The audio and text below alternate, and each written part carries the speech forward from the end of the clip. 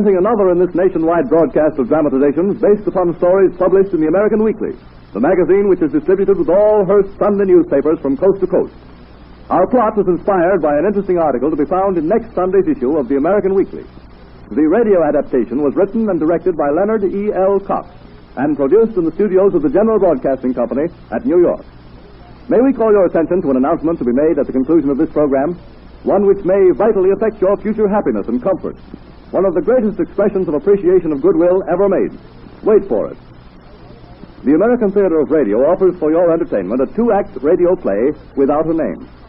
The characters whom you will meet are Neil Bradshaw, handsome and aspiring young playwright, Josephine Miller, a strikingly beautiful stage star, Maxie Schwartz, theatrical magnate of which there is none than Witcher, and last but by no means least, little Sally Smith, secretary to Neil Bradshaw. Somehow or other, when the fates were dealing out good looks to the maidens of the land, they overlooked Sally.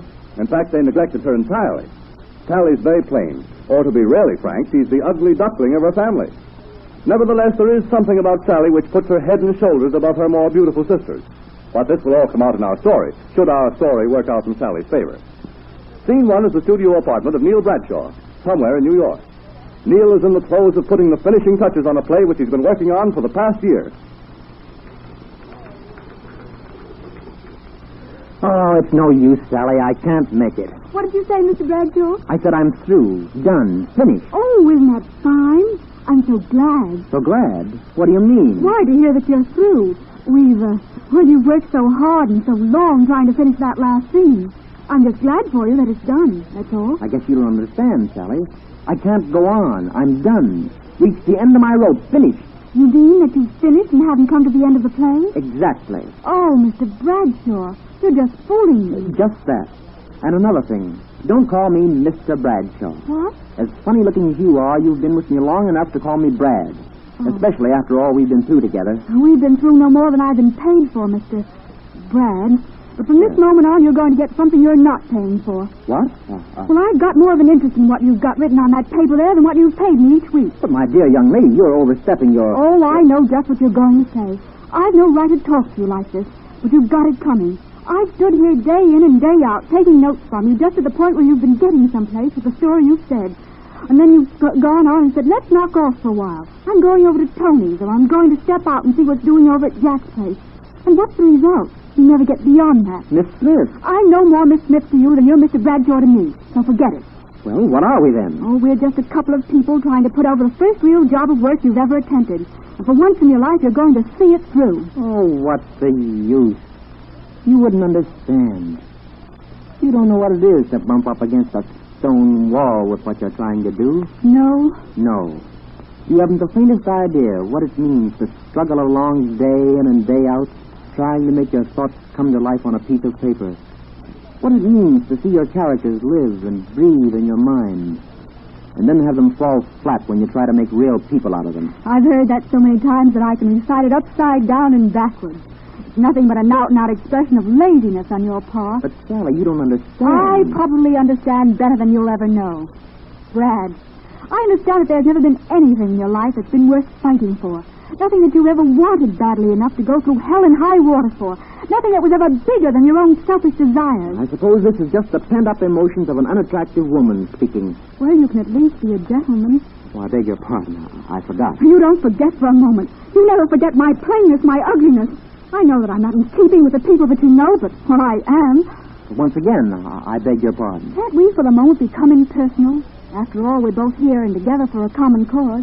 We're both trying to accomplish something through the other. How far have you gone with that last act, huh? I've just got to the place where Fred Clark has met the little taxi dancer. Is that the part we worked out together last night? Yes. Well, what lines have you written in for the last scene? Well, what's the use? Now, come on, now, you read it. Well, take a look at it. Here, let's read it together. Now, this is right after Fred has finished his piano solo in the dance hall. Uh-huh. There's been the applause, and Nanette is leaning over the piano. Mm-hmm. I'm calling him Slim while he's with Nanette, see? Yeah. Come on, let's read it together. All right. And I'll improvise at the piano.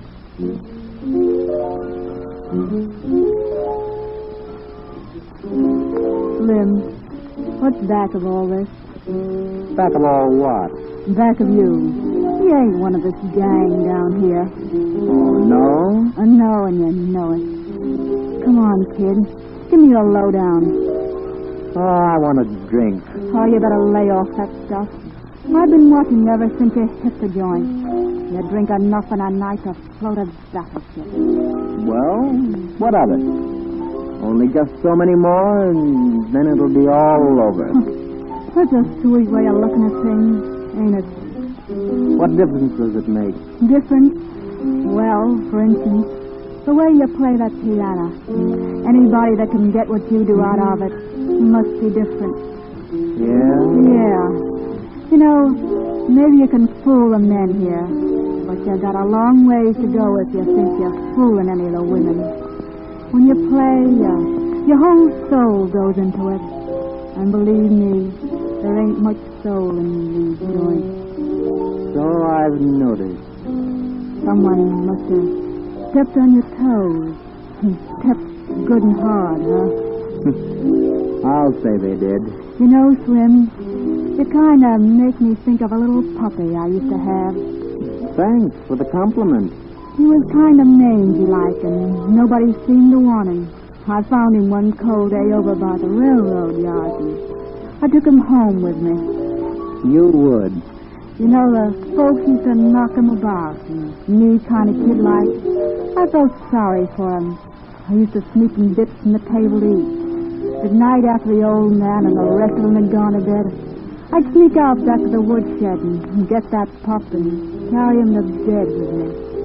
And you know, before long, that darned hound knew good and well I was his friend. I'll bet he did. And when anyone else would show up, he'd stick his tail between his legs and he'd sneak off under the house. You know, Slim, you kind of remind me of that pup. Well? And you mean to tell me that you give up? That you admit defeat? When you can write such lines like that? Are they any good? Oh, you know they're good. And you mean to tell me that you're going to quit writing such material? Do you think it's good? Oh, of course it is. The kind of stuff Maxie Schwartz would like for Josephine? Miss Miller? Of course. You think I can take it over now? Now or 5 years from now, they're still good lines. Gee, Sally, that's great of you to say that. Stick the manuscript in an envelope, will you? You're a little brick. A little brick. Just one of many big walls.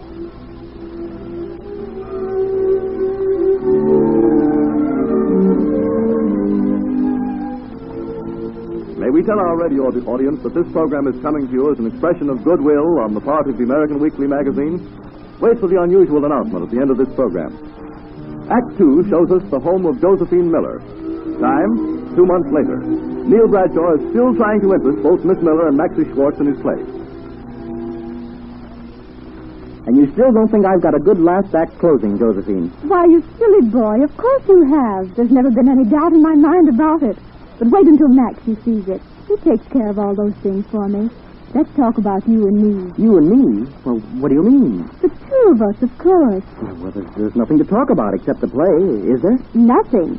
I suppose you class me as nothing in your scheme of things. Why, of course, Josephine. I mean, well, you know better than that. I want to do everything in the world that I can for you. Take a look at this. Now, this is a scene where the little taxi dancer has finally got this fellow that I call Slim round to the point where he's finished his play. It's just about to be produced for the first time on Broadway. I'm not interested in that, Neil. Maxie will take care of all that. Come on over a little closer to me. Are you afraid of me?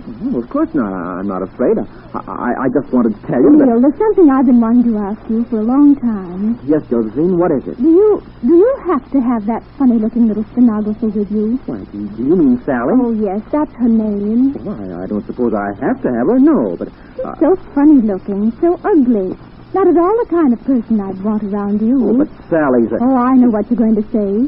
She's been a faithful servant. But you know, you've got to remember, Neil, that you and I couldn't hope to bring her into our affairs. Could we, honey? Well, no, of course not. I could never understand why you kept her there when there's so many attractive girls looking for work. No, I don't suppose you could. Oh, that must be Maxie.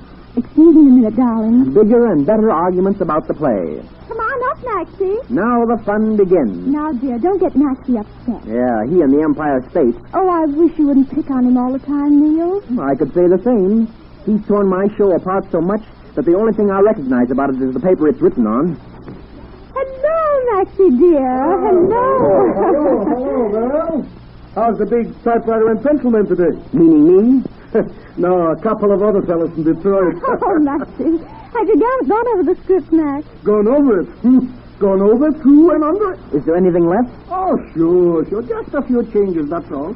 Just those that fits the little girl here better, that's all. Well, let's hear him and get it all with and done with. Oh, take it quiet, my boy. Take it easy. Just let's sit here and we'll talk it over, see? Here it comes. Neil, dear, now Maxie knows. Now, everything is well up to the last act. Yeah, after you changed the other two acts to resemble the chariot race of Ben-Hur. No, you're wrong. Oh, the covered wagon, perhaps. Save the gags. Maybe they can sell them. Now, like I say, the first and the second acts are swell. Maybe better. But that third act, What's wrong with it, outside of the way it's written? Neil, don't talk like that. Pay no attention, Joseph. Playwrights are all the same. I'll handle it. Now, listen. According to the script, you've got this here fella Slim in a Texident fellas with a dame called Nanette. Is that right? That was the general idea. Well, that's all wrong. Now, I think we should make it maybe a Turkish harem. And the girl Nanette should be one of the king's slaves. Oh. And then, instead of having it a dog that Nanette takes home with her, we'll have it a camel. It's better, no? Well. Oh, I think that's perfectly grand. Oh, Maxie, you think of the most wonderful things. I thought you'd like it. Now, for the part where you have Nanette make a swell guy out of this Slim, I'll fix it so he becomes a bum, see? Well. I thought you'd like it, Millie. You know, just between us two, I think you allowed that ugly-faced little secretary of yours to stick her face into your stories so much. Yeah? Now, I think better that you should fire the little girl and get somebody with a little more class. Style is what you need. Style, that's it. Yeah? Oh, can't you say anything but yeah, Neil? Yeah. Now, just listen to this. You don't like my story, eh? Now, don't say that, Millie. I think it's swell. Shut up. Oh, Neil. You don't like the first act. You don't like the second act, nor the third act. And now you don't like my wife. Nobody said anything about your wife in view of the fact that you ain't got one, Millie. Say, that ain't in the script, is it? No, it isn't. Or you'd have made a totem pole out of her. It so happens that the ugly-faced secretary you spoke of, Sally Smith, is now Mrs. Neil Bradshaw. Huh? Now write that into your act. Did you hear what he said, Max? Well, sure I heard it. A swell title for the place. I'll get Tiny Mengelberg to rewrite it and put it a little love interest in and call it Must a Woman Be Beautiful to Be Lost. How do you like that, huh?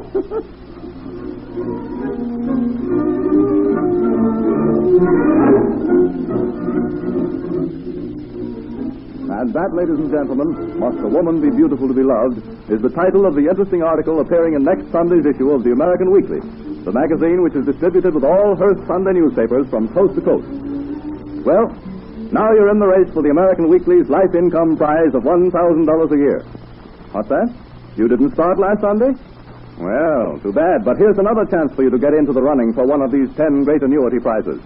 Here is the opportunity to make up for your last week's neglect. Get the Hearst Sunday newspaper of September 24th, next Sunday's issue. Read the announcement of the great competition for a slogan or subtitle for the magazine. And here's the best news yet. Next Sunday's announcement will carry 2 coupons. Number 1, which was last Sunday's, and number 2, which is next Sunday's. Cut them both out and write 2 suggestions. Take the opportunity for 2 chances for the wonderful prizes.